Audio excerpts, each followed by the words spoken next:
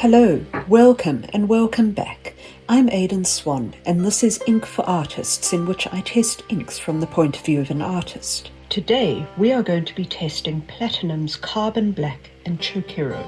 I've been needing a waterproof black ink for a project, and after doing a bunch of research discovered that Platinum's Carbon Black seems to be my answer.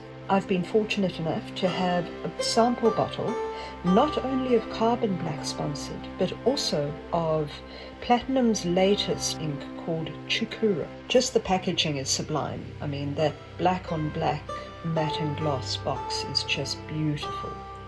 And even the packaging of the little sample bottle they gave me is absolutely glorious. This ink has, in a short while, built up a huge reputation online, and I'm really excited to test it. So thank you so much, Platinum and WriteGear, for this opportunity. Let's start. As always, we are going to be doing wet on wet tests and wet on dry tests.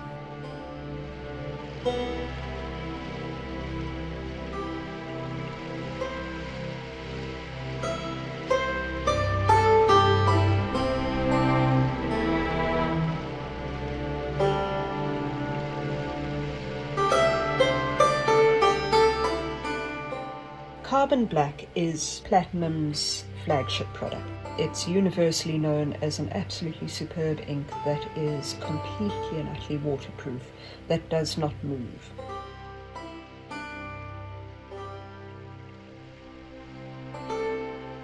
Chou Kuro is the newest member of their stable. It is reputed to be 43%, I think, blacker than Carbon Black.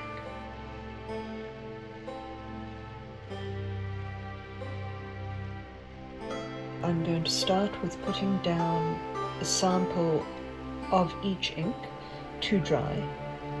These are both very slow drying inks, I discovered, so they take a while.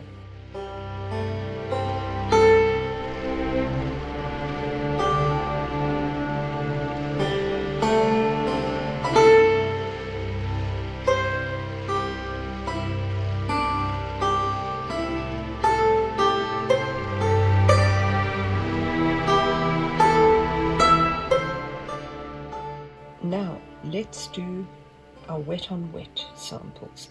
I'm putting down water, obviously using my Winsor Newton Series 7 Sable brush. Oh, and look at the Carbon Black, look at that, look at the pull, and those little dendrites. It is a soot ink, so it is not pure black when it breaks apart. It's actually a very cool brown. That is just spectacular, it's absolutely beautiful. I've used a few soot inks before, but nothing like that. Just the way it moves and flows into itself is just gorgeous.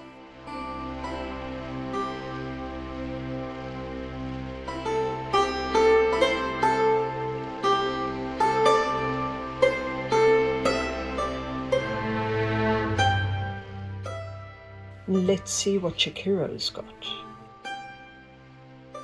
Wow, that is very, very interesting.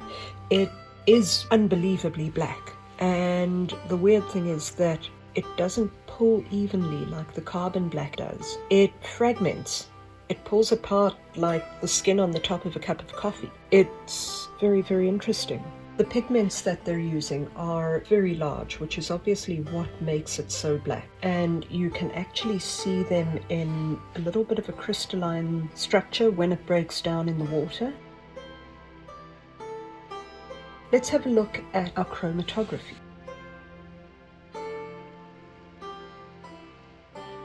With the Carbon Black, you can see a nice even pull. It does fade towards the top, and it breaks down to that lovely dark cool brown.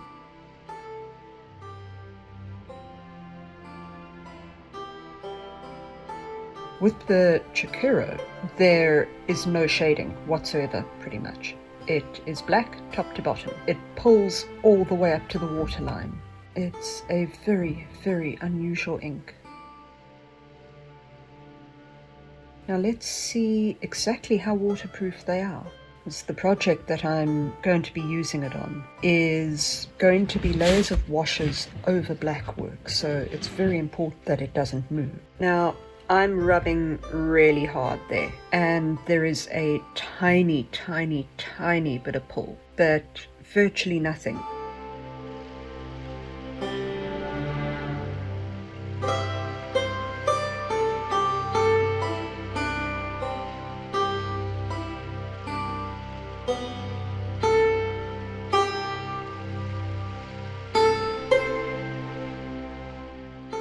Now, with the Chou Kuro, there is pull. I'm working it as much as I did with the carbon black, and you can see that there's actually quite a lot of pigment coming off. For me, this is very disappointing because it's actually bleeding as much as the iron gore inks I've got. And the reason that I needed a waterproof black was that it's bleed proof, since it's going to be worked in layers with washes over. I think it's because of that pigment that they use. You can see that it's actually breaking apart with a bit of rubbing, that it is coming off. It is an incredibly matte ink, and obviously it's difficult for the binders to actually lock it in as much as the carbon black. You can see when I tilt the paper that the carbon black has a bit of a sheen. The Chou Kuro is completely matte. I did retest the waterproofness of both the Chou Kuro and the carbon black after leaving them to dry for 24 hours, because it has been very wet here, it has been very cold, so obviously things take longer to dry. After 24 hours, the carbon black did not move at all. It didn't matter how much I rubbed it, that was not going anywhere. The Chou Kuro, however, I got exactly the same result. So that is obviously just how it is. It's something, if you are looking into getting it, it is something to be aware of. All in all, I would say that the carbon black is a far superior ink. I really would. The Chou Kuro is great if you need an ink that is black of the depths of a cave where there are blind fish black, then awesome. You need it for large portions, then sure. However, in writing, those two inks are identical, except for the matte and gloss. And I may well come up with a use for that particularly interesting fragmentation that it does. I find the carbon black, to be a far more interesting ink. It's got variation and shading. I find the Chou Kuro to be very dead, very flat. I do, to be honest, think that it's rather overhyped. I think it's a gimmick, to be perfectly honest. Sure, it's a great ink, but carbon black is really much, much better. And particularly considering the fact that Chou Kuro is more than double the price of carbon black, I would stick with the old classic. Now, this project that I've needed the carbon black for it's a fantasy map. I started doing it a couple of months ago just for fun, and quickly discovered that fine liner looks pretty awful and wanted to work in my dip pen. However, the iron gore ink that I did the borders with does pull a bit, about as much as the Chou Kuro.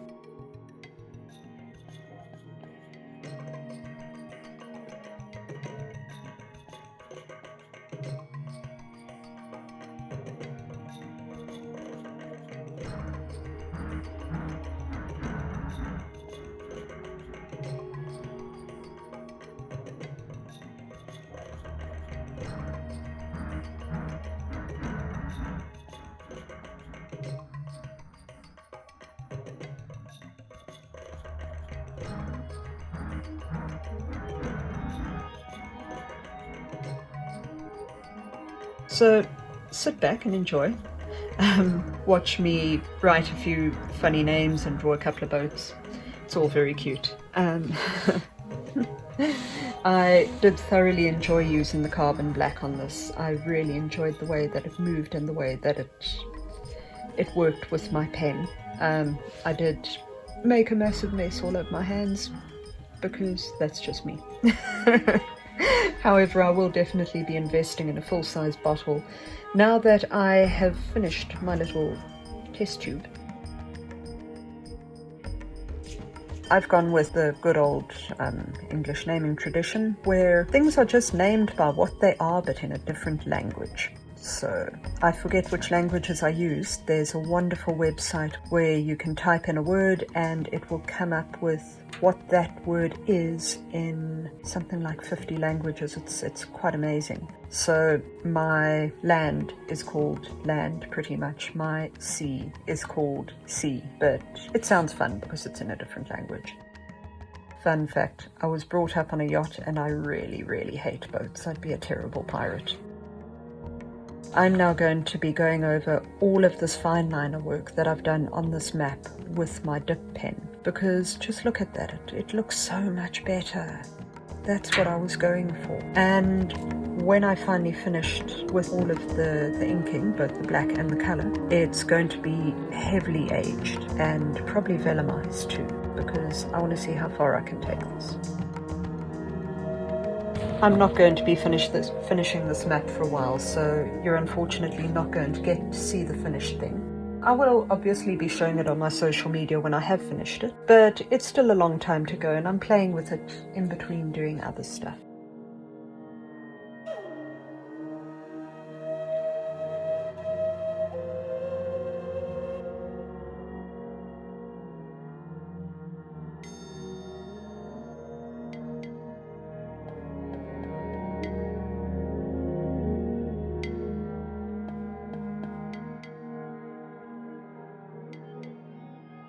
I hope you enjoyed this video, and I hope you found it interesting and informative. If you have tried either of those inks or want to try them, drop me a message in the comments. Let me know what you think. I would always love to hear back from you. I hope that you all have a wonderful week, and thanks for watching.